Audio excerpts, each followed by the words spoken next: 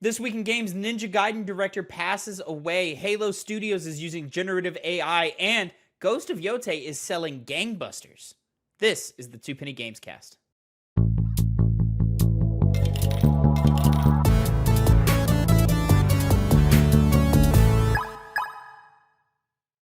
What's poppin', players? Welcome back to the Two Penny Gamescast, episode 271. I am your host, Tavin Bothel, here with my good friend and co-host. Say hello to the people, Connor Elliott.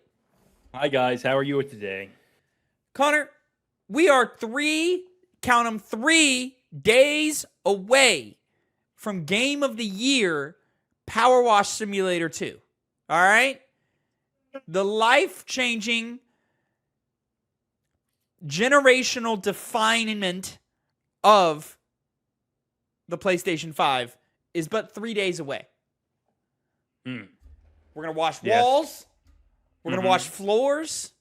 We're going to wash probably like a baby's crib. Probably an aquarium of some kind. Are we going to do this together? Together? We can. Yes. We can't, Connor, we can't because there's 2-player, 3-player, 4-player. Yes, there is. You know? The answer's no. Split screen? Of course. Later. But right now, Tavin, there's so many more games to play than Connor, Power Wash you Simulator get to have 2. your own base and furnish it with the things that you want. You know? Well, why don't I just go play Terraria? I can do the same thing there. Because That's you're not an older power game. washing in Terraria, Connor. You're like fighting underground demon shit and like, you know, mining things. Who wants to do that? You know, we have Minecraft, and Minecraft is still here, you know. We have Power Wash. Power Wash Simulator 2, baby. 3 days away. Count them. 3 days. By the time you're listening to this episode, ladies and gentlemen, only 2 days. Only 2 days until Power Wash Simulator 2. Game of the year. Put your money on it. That's the big news in gaming. Right there. Power Wash Simulator. There's not much else going on. I mean, there's some stuff going on, but you know. There's some stuff, yes. There's a lot of things that matter because of things that happened earlier that mattered. As kind of a snowball effect, as they call it. Interesting. That's okay. I think I know what you're referencing, and that's a way to call it. But of course, what is this, Connor? This is, of course, ladies and gentlemen, the Two Penny Gamescast, where each week me and Connor come to you with the nerdy news you need to know concerning the video game industry. We each come to you with 2 topics, 2 pennies, if you will, and we give you our 2 cents on them. You can catch the show live every Monday afternoon over at twitch.tv/2pennygames or Tuesday, 8 a.m. Central Time, youtube.com/@2pennygames or mainstream podcast services of your choice. Of course, links are in the description down below to different places where you can get the show and, of course, our social medias and so forth. Please drop us follows. Please follow us on TikTok. Please follow us on Instagram, instagram.com/2pennygames. Very exciting stuff happening in the next week, ladies and gentlemen. In this week alone, you will see the return of the Penny Drop. That is our video essay series hosted, written, and edited by me. There will be the second ever Penny Drop dropping later this week, so please make sure you're subscribed to the channel. Please make sure you like the video. Please make sure you comment to get your own 2 pennies read on the show. Not too many interesting quotes this week. Hoping for some better ones next week. You know, ladies and gentlemen, we gotta elevate the way we talk about games here. That's what we're here for. We're elevating the way we're talking about games. Too many people last week. Too many people getting into platform wars. I'm not interested in platform wars on this channel, okay? That's not what we talk about. Elevate your thinking. Elevate. Let's elevate the conversation, and let's have a good week in games. Let's play some video games. Connor, how has your week been? Well, it's been a week. It's been a week. You know what? It's been a week. It's been a good week. Has it been a good day? Could have been better. Could have been better. But, yeah. Just fucking the Power is power in out. your room randomly cut out. When Tavin happened to be by it, just saying. It honestly, like, it was like cued to my, because I was walking to your room and it was like almost cued to my footstep is when it happened. So I'm almost curious if I like stepped on a soft spot or something and there's like a weird spot. I don't know what's going on. Okay. Connor said, ooh, and then he ran into the direction of his bedroom, and then he's running back now. He's putting his headphones on. What, you went to go try it? You went to go test it? Yeah. Yeah, it's not. Stamp. Yeah, it's broken. Something's broken. You know, there's no power in your room. But Connor, you know what that means? It means you get to try our new couch out and play games in the living room if you're going to play games tonight, you know? Yes, very likely I will. Now we finally, so on and so forth. Yeah? Who cares? Who cares? Ladies and gentlemen, we're getting through the week, all right? We're having a week. We're getting through it. This is what it is. I've put in a lot of man hours into the penny drop. Please make sure you like and subscribe and watch the penny drop video that drops later this week. I'm very, very excited to get it out and for people to see it. So, but Connor, we got to move on to our first topic of the day. This is, of course, going to be your first penny of the day. Take it away, my friend. A dour topic, to be sure. Ninja Gaiden and Dead or Alive director Tomonobu Itagaki dies at 58. Dead or Alive DOA, creator and director behind Ninja Gaiden's franchise revival in 2004, passed away on October 16th, 2025, at the age of 58. Quote, "The light of my life is finally fading. The fact that this message has been posted means that the time has finally come," reads a post on Itakagi's Facebook page. "I am no longer in this world. I'm asking a loved one to make this final post. My life has been a series of battles. I kept winning. I've caused a lot of troubles, too. I'm proud to say that I followed my beliefs and fought to the end. I have no regrets. However, I'm filled with regret that I wasn't able to deliver a new work to all my fans. I'm sorry. That's just how it is, so it goes." Itagaki entered into the realm of game development in 1992, where he joined gaming company Tecmo, where he first worked on 1993's Tecmo Super Bowl as a graphic engineer before creating the first entry in the Dead or Alive franchise in 1996. Itagaki would leave Tecmo in 2008 after 16 years with the company, subsequently filing a lawsuit for a withheld pay bonus. Itagaki was known for his larger-than-life personality, most notably stemming from his rivalry with the Tekken franchise, specifically with its creator and director, Katsuhiro Harada. Harada wrote a lengthy X, formerly Twitter post, elaborating on the feud that entailed a combative DOA marketing campaign that constantly contrasted itself with the Tekken games. Quote, "During the late 1990s and early 2000s, when the gaming industry had yet to establish sophisticated marketing analyses, Itagaki had a detailed understanding of Tekken's sales figures and customer demographics," writes Harada. Using this data, he developed strategies to elevate DOA's brand recognition by directly opposing Tekken in the media. At the time, his product development strategy avoided head-on collisions with Tekken. Instead, he identified needs that Tekken didn't fulfill, and areas where DOA could excel technically, crafting a distinct direction for his game. This is why DOA ultimately offered gameplay and targeted a market audience different from Tekken's. So, the Twitter post where that comes from, I would recommend people give it a look at. It's pretty interesting. It's a little insight into an era of gaming where a lot of fans of video games today weren't really privy to a lot of what was going on. Games journalism wasn't as prolific back then, and that even applies, as Harada kind of points out in his article, in his post, how it applies to game developers, a lot of modern ones who aren't really familiar with the history. And it's really interesting. It kind of analyzes a bit of how Tekken's technology was pretty advanced at the time. Notably, Tekken is a game. I'm kind of getting away from Itagaki real quick, but it's had a lot of achievements in the realm of fighting games that hadn't been achieved up to that point with a very specific kind of technology, and also just how this guy had a really good understanding of how to market your game in a time where, as he said, it wasn't very established. But that's just a small part of to say that Itagaki seemed to be a pretty creative character, and it's sad that he passed away at relatively a young age. 58 is not exactly 58 is quite young. Old. Quite young. Yeah, it's hard to see that sometimes, but it's especially because it's the age where you can just die for basically any reason. But it's still relatively young. Do we know? Was this like some cancer or? I think it might have been cancer, but I'm not quite certain. I couldn't quite find it because I remember there was a recent figure. I think there was a celebrity of some kind that died of pancreatic cancer, and I was confusing it with him. Got you. Well, rest in peace and salute to Itagaki. Itagaki, excuse me. Itagaki, yeah. Of course, you linked that tweet that detailed his work with Dead or Alive, and of course you can find that linked in the article that you just read from, which was actually written by you, Connor. You can find the link to the article down below on our Substack. The link down below in the description will lead you to the Substack channel page, TwoPennyGamesNews.substack.com, where you can read all of the articles that we read on the shows for yourself. So make sure you go and check that out, of course. But, of course, rest in peace, dead or alive. Obviously, we don't have to talk about.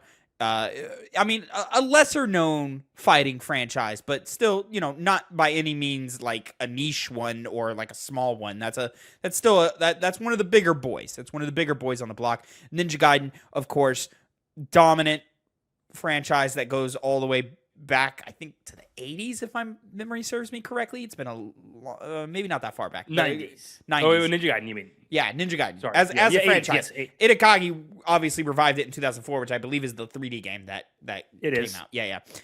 In which we're He also getting, worked on Ninja Gaiden 2. Yeah, which we got a remaster version with Ninja Gaiden 2 Black earlier this year. Ninja Gaiden 4 coming out this week, or is out now or something like that? Am I wrong? Right about that? It's coming out this month. I don't know when this month. It's very soon, if not already out at the time of recording this. And so, that's a shame that he couldn't make it to see launch, though I don't know if he was working on that game personally. But, still, of course, a franchise that you had a serious hand in delving in has a new sequel coming out, one that we haven't gotten in a long time, one that is allegedly supposed to be return to form is a little bit of a harsh word, but Ninja Gaiden 3 is not heralded as the best of the franchise. So, hopefully that 4 is able to kind of return that. But, of course, unfortunate that he was unable to see the launch of this game. It's coming out tomorrow. By the time you hear this podcast, it'll be out. October 21st. Yeah, we're still going to start seeing a lot of people who were very important to game development in the past start passing away now. Even though he is younger and he's not in the kind of echelon you would think of from his era, people would be passing away. But he's he's kind of in that second or third generation of game devs there, where that first generation is in their 70s. And yeah, we're at that time where we're going to start seeing a lot of our legends start to slowly go. And, that's unfortunate, but that's the cause of life.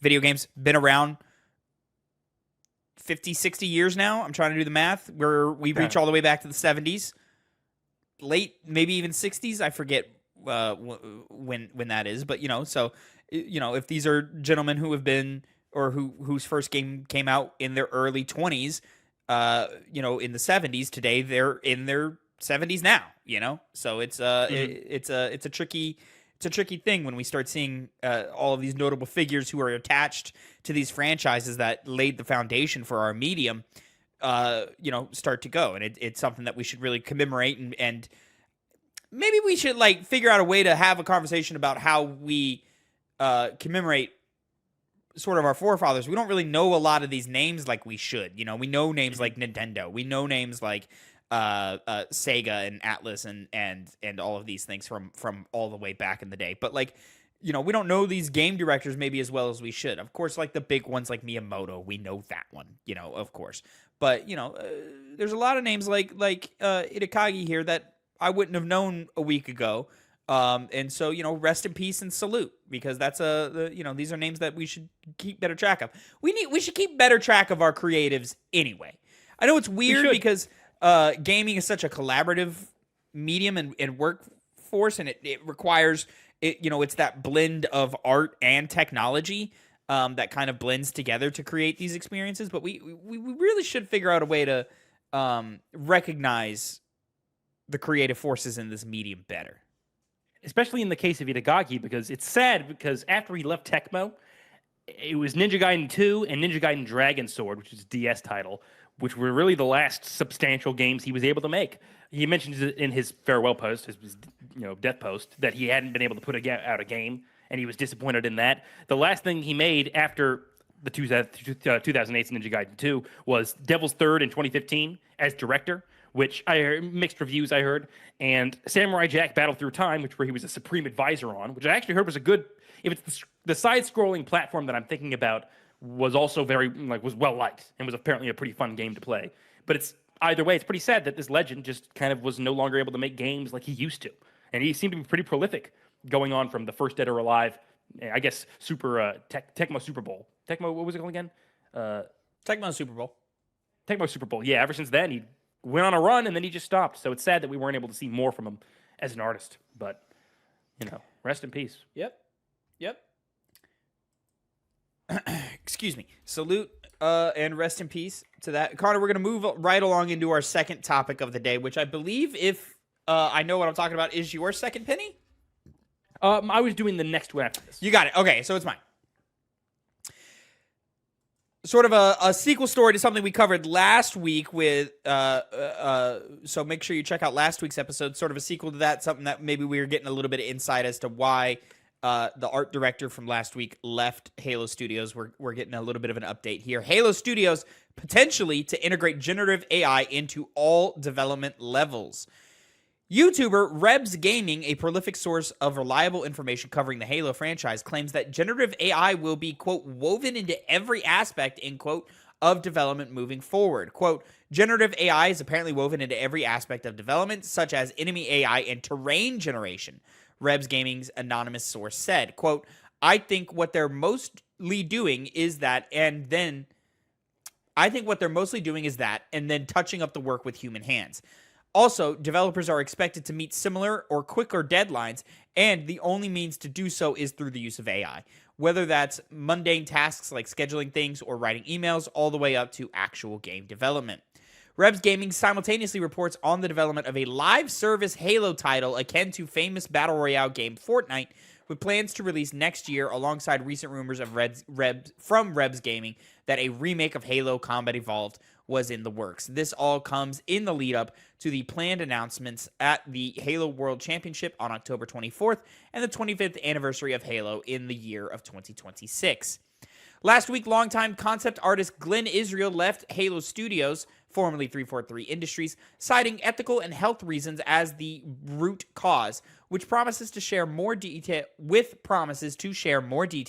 on why he departed in a year's time.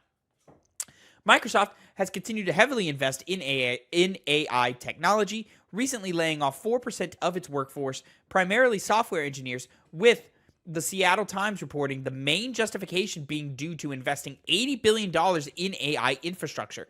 President and Vice Chairman of Microsoft Brad Smith posted to the company's blog at the beginning of 2025 to emphasize Microsoft's doubling down on AI tech. Quote, in fiscal year 2025, Microsoft is on track to invest approximately $80 billion to build out AI-enabled data centers to train AI models and deploy AI and cloud-based applications around the world, writes Smith. Quote, more than half of this total investment will be in the United States, reflecting our commitment to this country and our confidence in the American economy. Really? You got a lot of confidence in that American economy for the next 4 years. Yeah. We've just seen what the last 9 to 10 months have been. That's a Tevin, take. You're being unreasonable. Am I? Trump is loving AI. Yeah, he is. And he's pushing. Everyone else loves AI. All members of everybody love AI. All members of everybody you can think of, everybody around the world is all in this AI bag here. Listen, this is unfortunate. This is disgusting, and this is Now a possible inclination as to why Glenn Israel, former art director at Halo Studios, left Halo Studios, which I can't personally blame him. Being an art director, that's an important thing, and they're using AI to steal from previous works that the AI has been trained to in order to generate art that is directly stealing, directly copying, directly imitating. AI cannot create, it can only imitate. And so that's really unfortunate. This is the level of AI usage that we were all scared of. This is the level of AI usage that we didn't want in games, that we don't want in the arts at all. And it's really, really unfortunate to see Microsoft choose to go down this path. This, to me, if this is true, if this is what's happening, I'm out. I'm not interested in any Halo game that is using generative AI in development. I'm not into that at all. So, there's been this rumored Master Chief Collection coming to PlayStation 5. I'll take that. But if generative AI is used to create assets in a Halo live service game to keep content rolling, or just generally just make a map with generative AI or anything like that, I'm cool. That's a person's job that you took away. That's not. Nope. I'm cool. I would rather not play that Halo game. And this is coming from a Halo fan who's been around for a long time. And, you know, who loves Halo, who has loved almost every Halo game, including some of the more recent ones that are not as beloved by the fans. I still enjoyed those at the very least as well. And so this is heartbreaking for me because Halo is one of my favorite franchises. It's my favorite first-person shooter franchise. And yeah, it's very, very disappointing to hear this news. And there are a couple of caveats to this story. First of all, what I saw in the YouTube comment section of Rebs Gaming, and I saw in the form of a Twitter note, Twitter community note, is that they are known to generate things like backgrounds and miscellaneous things like that, and then shape it later on. So they're not building everything directly from scratch. And since this is a rumor, some were intimating that that could be really what they're just trying to do more of, rather than it necessarily being all AI. But again, at the end of the day, these are rumors from an anonymous source. So even with that grain of salt, there's a lot of different grains of salt you can basically take with this. And one of them is that, yeah, they have obviously been expanding their AI capabilities. They laid off a bunch of people just for that reason, to shore up costs that were lost due to that expansion. They clearly have a desire to prioritize profit. We always know this about Microsoft and companies in general, but Microsoft maybe is in the gaming space a bit more of the more egregious actors, of course, just by notion of being one of the bigger game publishers in the game right now. But it just seems too reasonable, especially with the timing of Glenn Israel leaving the company, that they are going more down the route of AI generation completely. And Rebs Gaming was even also talking about how, again, in the comment section, how he's still trying to find out whether this is meant to replace human jobs or it is just supposed to shore up the edges that are kind of harder to deal with. Whether he finds that out or not, whether Microsoft makes some claim that that is indeed what they're doing and they're not trying to replace jobs, I don't believe it. You should give them none of the benefit of the doubt, and that they are going to start replacing jobs at a much greater rate, especially as AI advances. I keep thinking of Sora, the Sora 3 or whatever the hell it's called, and how it's gotten the best at trying to present to you images and videos that could be construed as real, but are in fact just AI. It's getting tough out here to tell the difference. It's getting real hard. Yeah, like, depending on what it is, yeah. Sometimes there's usually in those kinds of videos elements that are very obvious. It might be slight, but it's just noticeable enough to where you're like, well, that is AI. That is becoming less and less the case, especially the more mundane the topic is that the AI video is what AI video is being generated. This is not good news. I don't think it's something that's hopeful. I can't look on the bright side of things with this. I just see all of the bad things coming to fruition before any of the good. Great.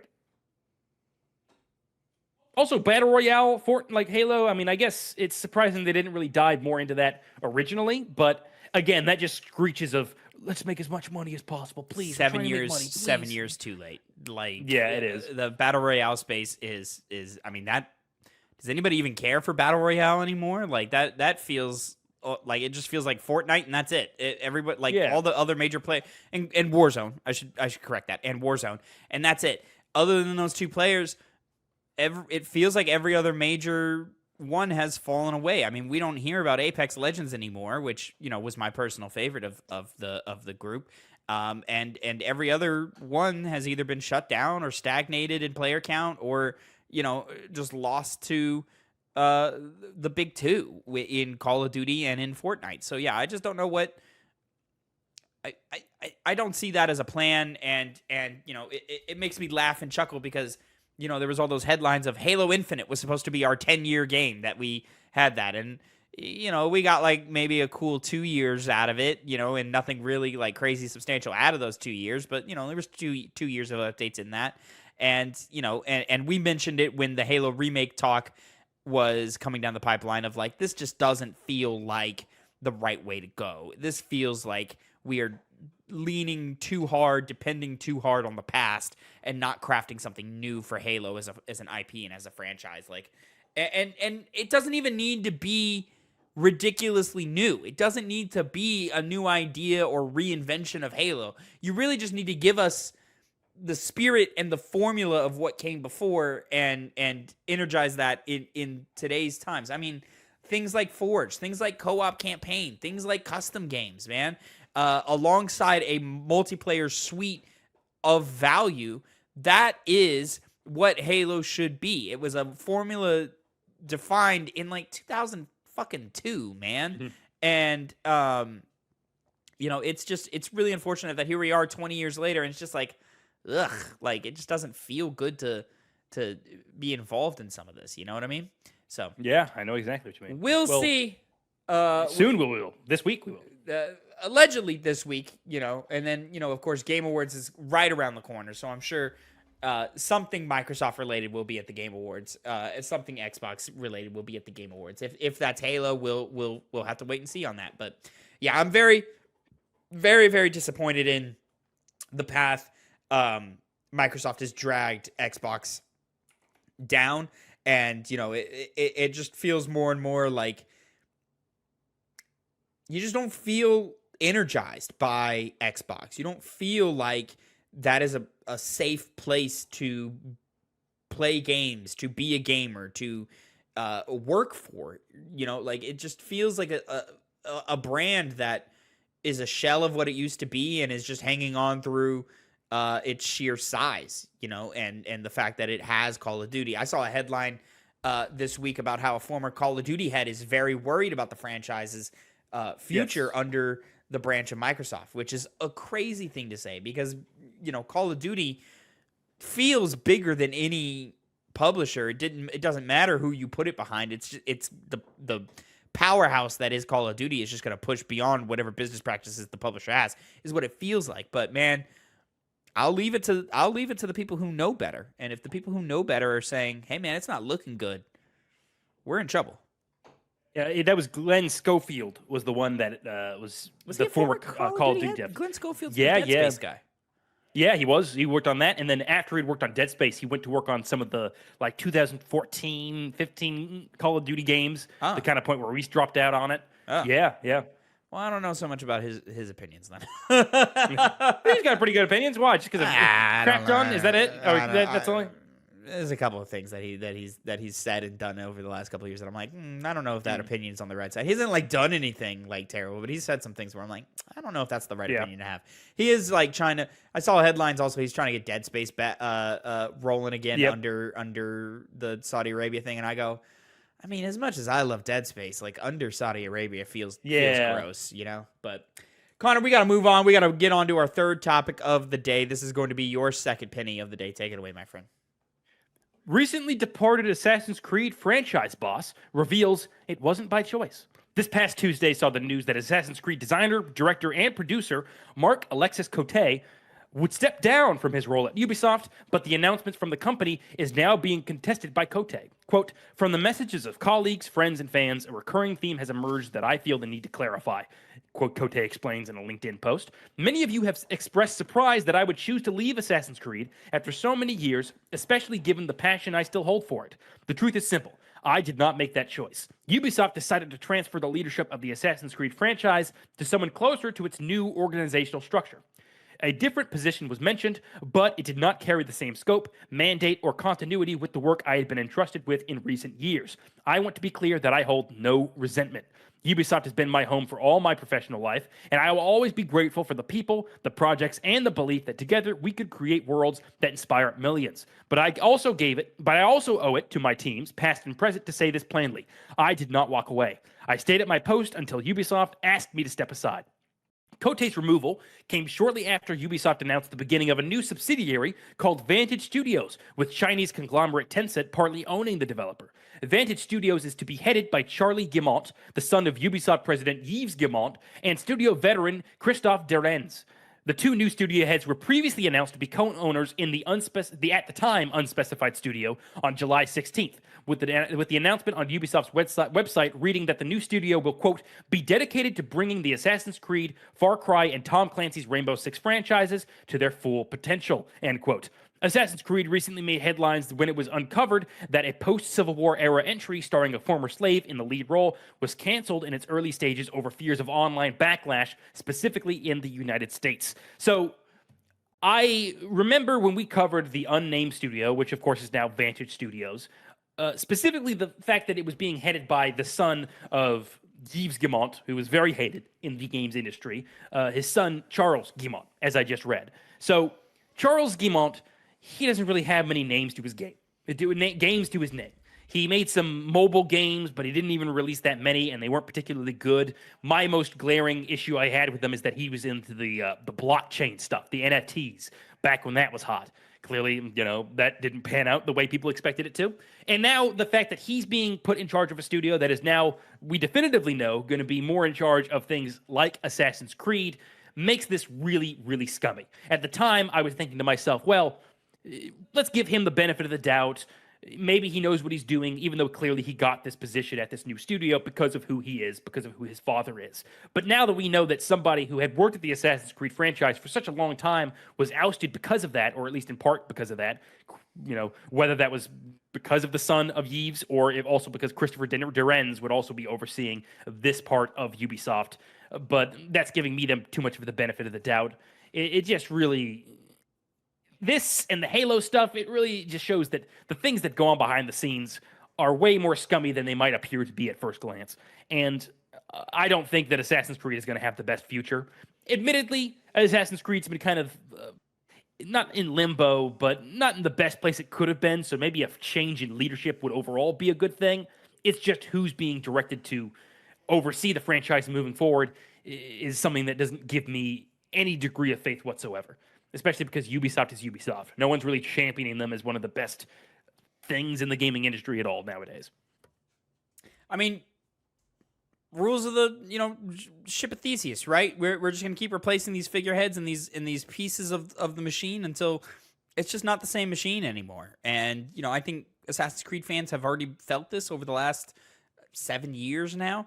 But I think it goes very, very deep. I don't know how much of original Assassin's Creed team even exists anymore across all Ubisoft studios. So, it's just very concerning when we continue to see these moves by Ubisoft. We covered the Civil War game getting canceled, which feels like prime Assassin's Creed off pitch alone. That feels like classic Assassin's Creed setting and context, right? Like, I was thinking we didn't even cover it when we covered last week the Civil War game, but that feels like classic Assassin's Creed setup, like with Templars and assassins and the themes of sort of the ethnic cleansing that the Templars used in order to gain control over society and all these things. We're speaking to the fiction of the games, of course. Yeah.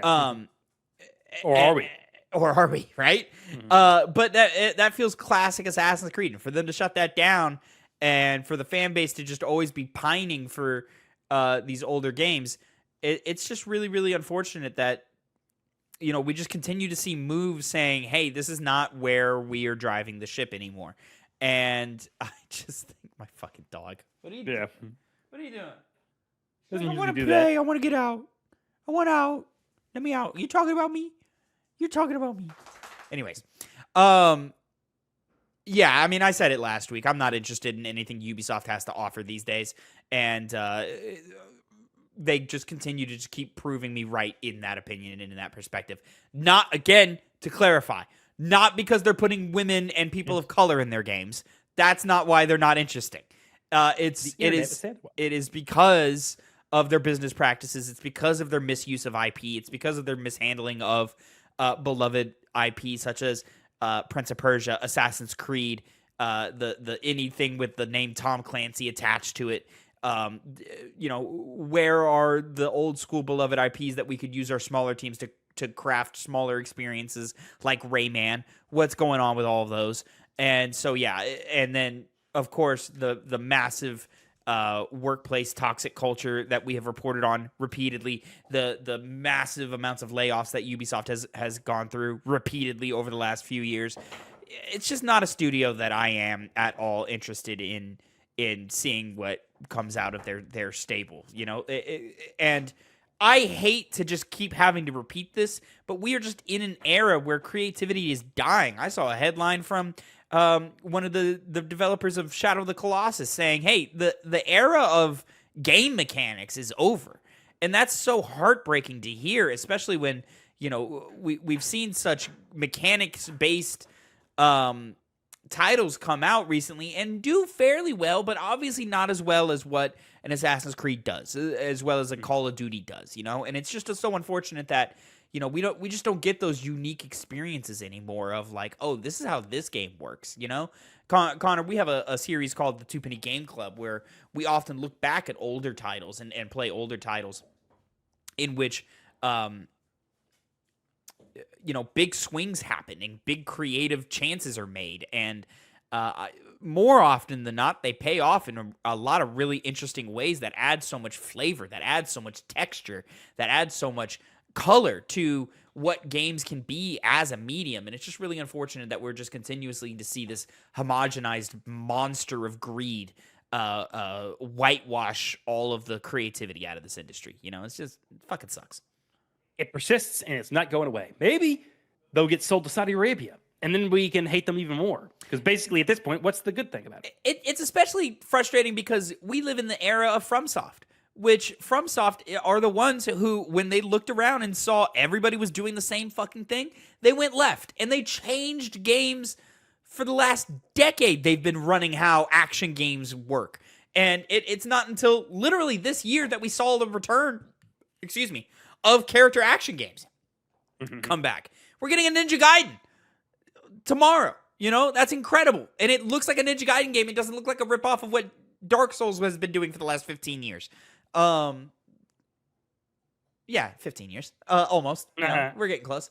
But you see my point here is just like, God damn it, everything has to be the fucking same so that we can push for this dollar amount. But nobody's profiting off of this dollar amount. We're all just getting laid off and fired and replaced with AI. God, it's so hard to remain positive in this industry. I will say, by the way, because there have been it's not out yet, of course, but there have been leaks, 2 reviews that were leaked from Ninja Gaiden 4, 9.5 and 9 out of 10, respectively. Oh. So, damn. Hey, here's hoping. Yeah, right? Maybe it's happened a lot lately. That happened with the Silent Hill 2 also. What's going on? Yeah, I need to play Silent Hill F. Silent Hill F. Excuse me, Silent Hill F. That happened with Silent Hill F's reviews as well. We got some high score leaks. I think there were some more middling reviews that kind of like evened it out. But like still, what's going on with the hey, y'all game journals? What y'all doing? You're letting it slip. That's what you're letting doing. it slip. You're giving them. I think a lot of the criticism games journalism gets. Real critique is warranted, but a lot of the they're not real gamers stuff, like that's a bunch of bullshit, right? But every once in a while, they do shit that I look at them and I go, fucking, why are you doing that? You're proving them right. What are you doing? I think you should give us to review copies of games. We won't let it out. They'll never know. They'll never know. Just us. They'll never know. We won't even know each other's review. Well, I would have to manage that, so I would know. No, you wouldn't. Oh, you mean like the content of the review itself? Yeah. Is what you're saying? Well, I guess how. I thought you were saying. I thought you were saying that I wouldn't know that you were playing. Oh no. GTA 6 or whatever. Oh, you did. I'm like, no, I would know. I mean, if I'm being honest, I'm not giving y'all codes before I'm giving myself codes. You're a scumbag. That's what you do. Connor, speaking of codes and people playing video games, let's go ahead and move into our final topic of the day. Something a little more positive here that we can lean on before we wrap things up and get up out of here. Looks to be it's going to be a shorter episode this week, but not a lot. This is not mine. This article is not mine. It's not yours. I was gonna kick it to you so that you could do that because it's your topic, isn't it? Or is it mine? Is it my topic? No, because I did the Assassin's Creed in the Itagaki. Guys, I'm tired. Guys, I'm tired. Guys, I'm running on E. All right, give me some time. All right, it's gonna be a tough month, but we're gonna hash it out. What's your all right. Dog doing? What? She's licking her. She's licking her leg. It looked weird because I just saw her leg and the paw is upwards, and I was like, "What is she doing?" Yeah, she's just licking her leg. She gets a little itchy. Mm-hmm. She's a pit bull in Texas. She gets allergies. So it goes. It happens. Ghost of Yotei had the biggest first-party launch in Europe for PlayStation since Spider-Man 2. This is from VGC by Chris Scullion. Connor, why is that? Well, I didn't know what we were doing this week. It's been a slow week, and I was like, something's got to come, right? Tevin, listen, I don't got to worry about time anymore to write these stories. I got time. It's a matter of what stories So are it going almost on. seems like you could write even more stories, and I could, but they're so boring. make boring yourself things more to have. prolific. Give the people what to. It You're also right, feels you're like right. maybe you just shouldn't. I should. Maybe you should post them as you write them and not. Oh, wait that until... that's changing, Tavin. That's changing. Okay. Believe me. All right, Yes. great.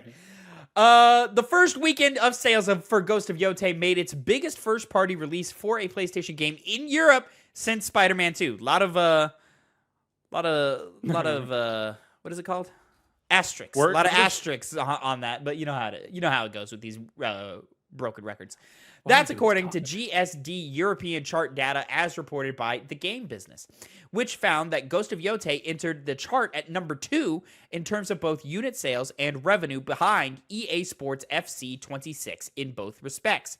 According to GSD's European chart, which counts both physical and digital sales of games across 24 countries, including UK, Germany, France, Italy, Spain, and Australia, Ghost of Yotei sales are roughly in line with those of its predecessor, Ghost of Tsushima. GSD says Ghost of Yotei is Sony's best first-party release since Spider-Man 2, which was the fastest-selling PlayStation Studios game in history when it released in 2023, selling more than 2.5 million copies globally in its first 24 hours. Elsewhere...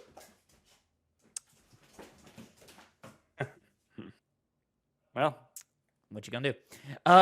Elsewhere, in the European unit sales chart, which covers the week up to October 5th, Super Mario Galaxy plus Super Mario Galaxy 2 entered at number 3, with some caveats. As noted by The Game Business, Nintendo doesn't provide digital sales data, so GSD's chart only takes into account physical Switch games that are sold, and still made it to number 3. That's crazy. Given that Super Mario Galaxy was previously released as part of the Super Mario 3 All-Stars, it is likely that numerous players either bought both games digitally or only bought Super Mario Galaxy 2 digitally. Neither of these instances would be counted in the chart. Steam autumn sales meant that older games like Doom Eternal, Far Cry Primal, and South Park The Fractured But Whole re-entered the unit sales chart due to heavy discounts, knocking games like Silent Hill F and Mario Kart World out of the top 10. Again, Nintendo doesn't count its digital sales, so Mario Kart World might be doing better might still be in the top 10, if not for that. Both games still feature in top 10 revenue chart, however, at number 7 and number 8, respectively. VGC's Ghost of Yotei... Okay, we don't need to know that.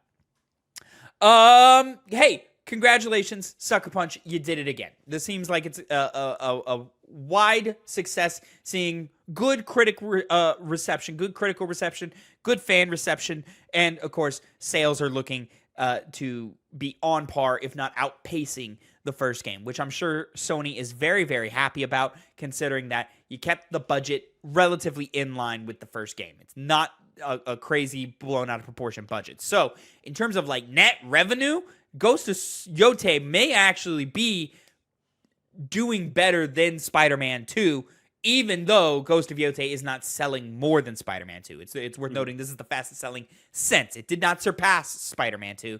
And I believe, 2.5 million in Spider-Man 2's first 24 hours. That's fucking insane. That's really hard to get. I do not believe Yotei got that. I do believe they only sold like 1 million in their first day, which is nothing to scoff at. That's a good number. That's a really, really good number to hit in the first 24 hours. Today's day and age, unfortunately, though, it's not maybe... I think Yotei is an exception to that rule, which proves exactly what we have been saying on this podcast, on this show, this whole time.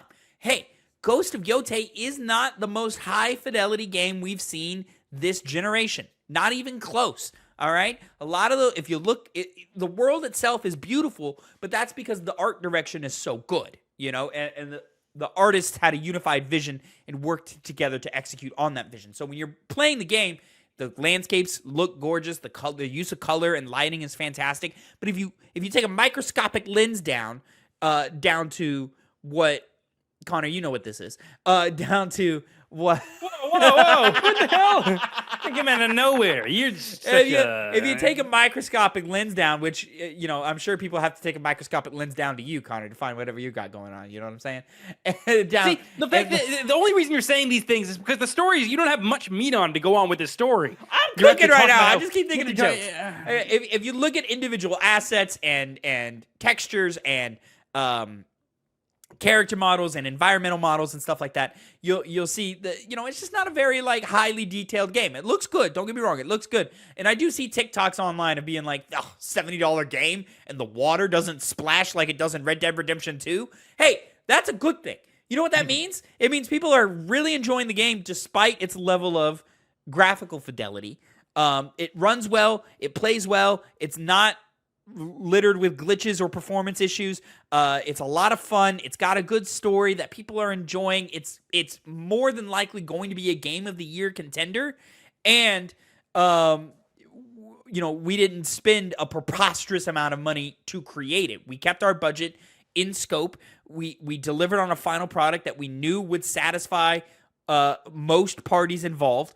And wouldn't you know it, it's being rewarded for such. In which case, I mean, I'd like to say that means we are unlikely to see Sucker Punch face layoffs, but because they're under the conglomerate of Sony first-party studios, who knows?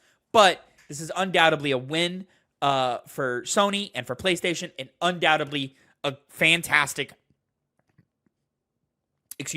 a fantastic addition to the catalog of Sucker Punch, which has remained one of the most consistent studios under Sony's branch for their entire existence. They've not put out a dud, They've put out games, Infamous Second Son, not as good as some of the other ones, But from Sly Cooper to Infamous to now the Ghost series, Sucker Punch is guaranteed a fun, good game that makes money, And especially in today's day and age, that matters a lot. Yeah, I mean, it's just Europe. Who cares about Europeans? Americans are what matter. Sales-wise, and the Japanese. Europeans are second, third, tertiary. They're irrelevant. But, I mean, hey, I hope there's no layoffs. That's all I care about. That's all Sucker Punch is one of my favorite PlayStation studios. I really don't want them to suffer after putting out such great work, Unfortunately, it didn't save Spider-Man 2, that dev team. No, they got laid off. Ridiculous. Yeah, so... And Insomniac, I would usually think of being kind of like Sucker Punch, more insulated from things compared to some other studios. I mean, but considering how well they've done, but Spider-Man 2 was like a $250 million budget game. Like that's true. That's ridiculous. Why is it that high? It should not be that high. It's like when the numbers are at this level, it's just like impossible for the revenue to come back in that way. You know what I mean? And so, yeah, we got a lot of interesting things. It's also worth noting, I am hearing through the grapevine that, once again, like its predecessor, Ghost of Yotei is being very well received in Japan, and they are receiving a lot of tourist attention on Yotei, the island, and so forth. So, of course, that was a big deal for Japan when Tsushima came out. There was a lot of tourist attention via Tsushima that Japan, I think, recognized and they awarded Sucker Punch with something. I forget what it was back in the day. We covered it on the show when it happened. Basically, they were able to like refurbish a shrine or a torii gate, I believe it was, in Tsushima. It was a historical set that they were able to freshen up. It may have been was it they was like either dedicated that or Sucker Punch. They dedicated something it, to Sucker Punch or whatever. Like I think it was like essentially like a key to the city type deal. They did do that, yeah. They did something with like some of the heads of Sucker Punch. They had them over, and did like a tour or something like that. I do remember though that same torii gate or the shrine that was erected or was refurbished after the game came out was closed off to the public because people were defacing it. And I do know that. That's sometimes I hear happen a lot in Japan. So hopefully we don't have cases of that occur thanks to this game getting more attention onto the island of Yotei. I will say, by the way, I never mentioned it to you, and I don't think you've seen me play it, but I'm playing in Japanese, Ghost of Yotei. I was disappointed because in Tsushima, it wasn't synced up to the lips. So there was Japanese dialogue, but I was so just upset that they didn't sync them, especially because the context of where the game is. But thankfully, they shored that up in this game, so I've been enjoying it in that way. Didn't either through a later update or maybe the director's cut, didn't they fix that for Tsushima? If they did, great. I just never heard of it. Let me fact check on that. But yeah, we are both playing Ghost of Yotei. We are both enjoying it quite a bit. Certainly one of my favorite games that I've played this year. It's hard to spell, unfortunately, it would have been Japanese words and talk at the same time. Yeah. It would have been much better if it was a man in the role, but Oh, beggars can't be don't choosers. even go there, Connor. lip sync up. To explain the hate on that, it was a thing that really bothered the hell out of me because the context of the Ghost games is your main character is more than just a person. They become a legend. They become a figure, a supernatural one in the eyes of the people in Tsushima and in this one, Yotei. And when once again, a feature that was in the first game where you could terrify enemies by pressing down on both of the sticks, I believe, or just one of them, to terrify people and do insta-kills on them. And they're scared of you because you're the ghost, right? And this one's the same thing. You're the Onryo. You're the vengeful spirit of a woman seeking, the person who wronged her. And the reactions I saw from some of the people were like, typical women strong, fear me women messaging. This is so stupid. Woke or whatever stupid criticism they came with after that. Completely already bad on the face of it, but the fact that the game gives you reasons why that scene's going on and they're still jumping to the conclusion that it's trying to have some kind of messaging when it's really just them being up the ass about things. I remember that happened when the game was first coming out and just particularly stuck in my craw just because there wasn't even a shred of intelligence anywhere. And usually there never is at all, but at least get the game right. What the game's trying to do. You're playing it. You might as well give that basic respect to it. But you can't even do that because you're so clouded by stupidity. I mean, I'm of the camp and of the opinion that the people who peddle these narratives online are not people who are actually playing video games, but in fact just people who want to spread misinformation and hate online and so forth. Ghost of Tsushima Director's Cut did have the update, so it's exclusive to the PlayStation 5 version of Ghost of Tsushima that has Japanese lip sync in that mode. So yeah, that did come, Nakai. and glad that it came to Yotei as well, that it carried over there. Very excited to hear an update for Legends to come back to Yotei. Very excited to hear that. They say this year or next year. Next year, but I think early next year. God, I could use it now. Give it to me now. Hey. It'll be better because now it'll be you, me, and Phil being able to play Legends. Dude, we'll be able to do the raid. We didn't do the raid in the first one. You know? Very cool. God, that was such a fun mode. Do more of that. You know what I mean? This is what we want. Yeah. This is what we want. Free, too. It's free like last time. Exactly. You know what I'm saying? Just get a little free update. Hey, we're doing this, I don't need a DLC. I don't. I was thinking in terms of that because I was thinking in the game club that we do where we play games and specifically when I think of Bloodborne that has it's not built into any of the base models of the game because From Software is kind of shit the ball on that one. But it has a DLC that's fantastic. And it's a rightful accompaniment to the game itself. All the Dark Souls games have DLC that are like that. And then I also think of things like Witcher 3's Blood and Wine. And then I think of things like the Citadel DLC, all the DLCs in Mass Effect 3, specifically before the Legendary Edition came out, with all of those built into the game. And I think to myself, when you have things that are released later on down the line, even potentially a year later, because they didn't know if they were going to be able to do that when they were initially making the game, I see those as just as being relevant to the overall discussion of the game rather than just isolating it. Because what prevents that from happening when the game first launches? It's more money than it is artistic endeavors. Because I feel like, for example, Blood and Wine, what was stopping that from being in the base version of Witcher? Surely they wasn't plan that out later. I mean, it wasn't within the scope of the story or narrative. It wasn't, but it was still an idea that was super fresh that easily can be seen as just being a part of the main game without having to be classified as a DLC or a tacked on part of the game. It stands on its own two legs. And I just see that as in terms of with the game itself. Yeah, in terms of course of development, it's just so much cheaper to craft DLCs exactly than it is to craft whole new games. Your first launch is the hardest launch. Everything, and I'm not saying things like Blood and Wine or Shadow of the Erdtree, for example, aren't hard to make. I'm sure they are, but the team has experience. They know within the scope of what their means are, and yeah, they're not necessarily giving you anything new.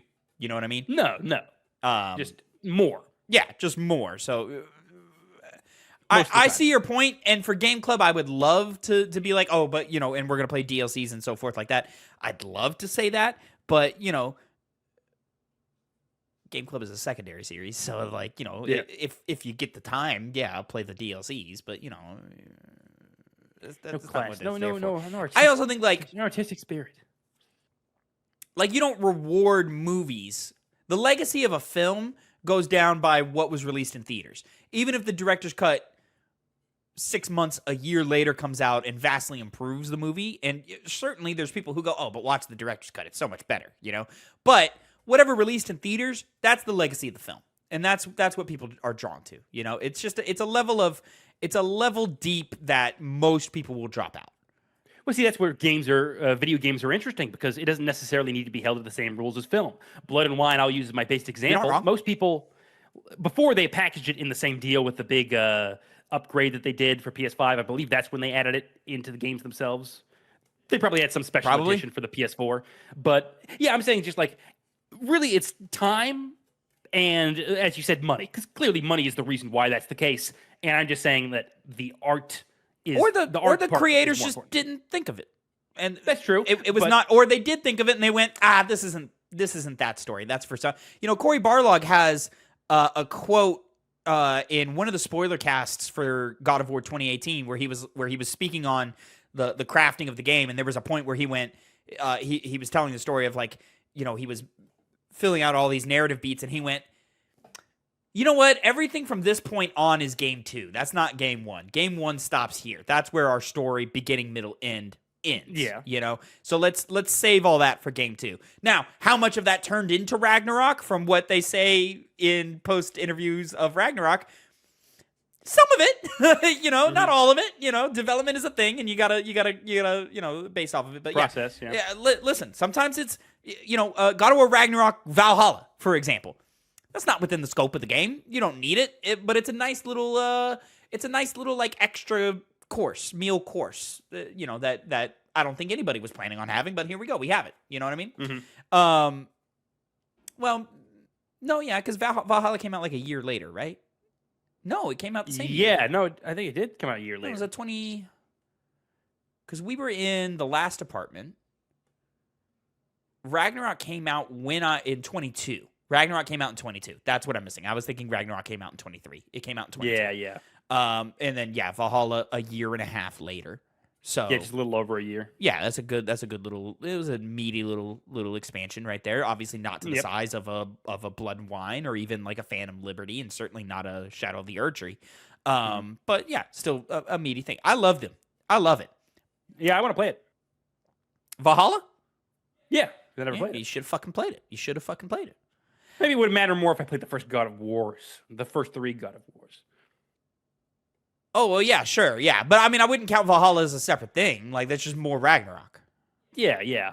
But doesn't it make more direct references to what happened in the first 3 games? It does, yeah. Yes, it does have a lot of direct references to God of War trilogy, original trilogy. You are correct in that. And even some, they reference some of the PSP games and maybe Ascension. I don't remember. Ascension's kind of like the black sheep of the Santa Monica games there. I want to return, before we close out here, Connor, I want to return to the conversation of Ghost of Yotei and the success that we're seeing with that. I think that's great. That's fantastic. I think it almost certainly assures that the next thing Sucker Punch does is another Ghost game. Probably a final Ghost game. Or they move on to a new IP. One of those two. There's a lot of talk right now, not unrelated to statements that Sucker Punch developers have made themselves, of what's next for the studio. Do they continue with Ghost? Do they do something new? Or they have mentioned, I think twice now in media, of saying, hey, there is some of us who are kind of interested in going back and, returning to Infamous, returning to Sly Cooper. Which, as someone who is a long-term Sucker Punch fan who grew up playing Sly Cooper, who grew up playing Infamous, and is now playing Ghost, and I've repeatedly said on this podcast and the Piggy Bank that, like, Ghost of Tsushima is just the Ghost games are just kind of my least favorite IP from Sucker Punch. Yeah. And that's a personal thing. I think that they're probably the best games, but that's because Sucker Punch has evolved and gotten better over time. They're probably the best, objectively the best games of them in terms of like game systems and combat and world design and all of that. You know what I mean? Yeah, exactly. You're just a victim to size of your team, and that's another thing. Sucker Punch is a smaller team than you see at some of the bigger guys, like the Naughty Dogs and the Santa Monicas and so forth. So to me, Sucker Punch is a team that knows that they work best when they're working on one project at a time. It takes a long time to make these games. Sony is coming off of a generation of oopsies, you know? Not 100%, obviously. We've had some wins. Of course we've had some wins, but we got to make up for the money lost on Concord, on Marathon, on what I assume will be lost revenue on Fair Games, Blue Point Games having an entire game canceled, Naughty Dog having an entire game canceled, and you know, just more and more examples of things canceled. That's a loss of revenue every single time that happens. PlayStation Studios, Sony is not interested in games that do not have massive return. And the beauty of Ghost of Yotei is it was made at a relatively lower budget than some of the other first-party studio games and brought back the same amount of sales or a comparable amount of sales, you know? So I just don't foresee, I mean, maybe I'm wrong because PlayStation Studios does do a good job of allowing the studios freedom enough to work on the next thing that they want to work on, right? But I don't believe PlayStation looks at Sly Cooper as an IP. I'll remind you, Sly 4 flopped really hard. And it's not like Sly Cooper ever set the world on fire. This is coming from a hardcore Sly Cooper fan. Just just on the most recent Piggy Bank, which is out Saturday at 8 a.m., I drew a Sly Cooper logo on the thing because I just miss my boy. I love that guy.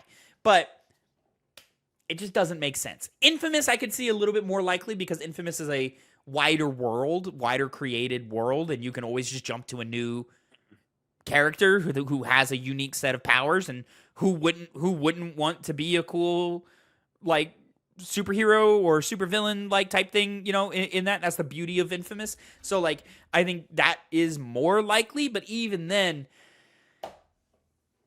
who is going to buy that? Or, like, a Ghost 3, I think undoubtedly would have more sales, more return on investment than an Infamous would.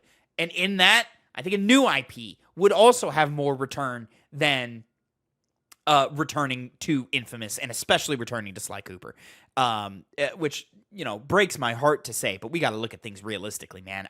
If I could get a new Sly Cooper game developed by Sucker Punch, fuck yeah. Oh my God, that would be so exciting. But I would start to worry about the long-term viability of Sucker Punch as a studio if they announce their next project is Sly Cooper. Just a little food for thought. We'll see. We'll see. Ladies and gentlemen, that is going to be it for your episode of the Two Penny Games Cast. Remember, you can get this every week, youtube.com/@TwoPennyGames, or watch us record this live over at twitch.tv/TwoPennyGames, and of course, mainstream podcast services of your choice every Tuesday, 8 a.m. If you don't catch the live show, which goes live every Monday afternoon. Thank you so much for sticking with us as we continue to record over Discord. We're going to have a set up. I'm aiming for the end of November is what I'm hoping and aiming for, especially before we come back to the game club with Dark Souls at the beginning of December. And I would like to do something for the Game Awards. So like stick with us, but December's also a busy month. I just put it together today. December the Game Awards is the night before my college graduation. So I've got to make choices. So we're going to wild. We're going to, you know, I just might. We're going to have to see. And, of course, me and Connor are still trying to get this goddamn apartment put together, and it's taking longer than we expected because both of us are busy boys. We're busy boys. Yes. Until next time, have a great time. Make sure you like, subscribe. Keep an eye out for the Penny Drop, which should be dropping later this week. Very excited for that. Make sure you put some comments down on your opinions on all of that to get your 2 cents in, your 2 pennies in next week. Connor, until next time, have a great time. Say goodbye to the people. Bye, everyone. Have a nice night, day.